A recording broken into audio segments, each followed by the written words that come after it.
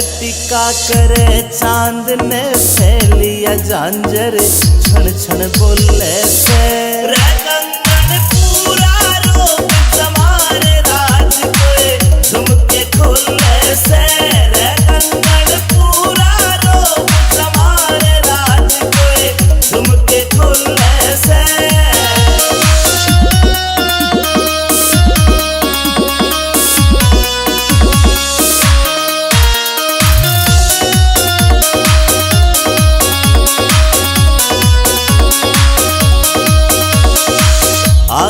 में सुरमा घाल्या और बदल दिया माहौल परी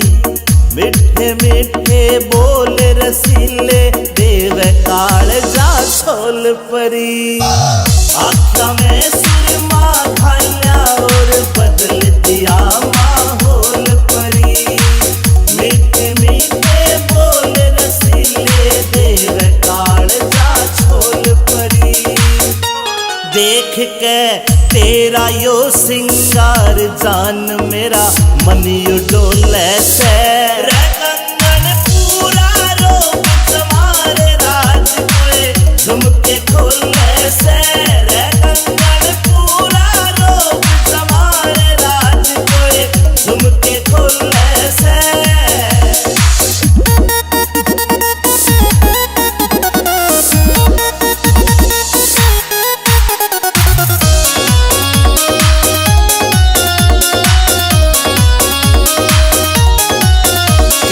अमित चौधरी सुन ले बैरन रूप तेरा यो चोखा से विनोद जाटू साड़ा भी मौके पे मारे चौका से अमित चौधरी सुन ले बैरन रूप तेरा यो चोखा से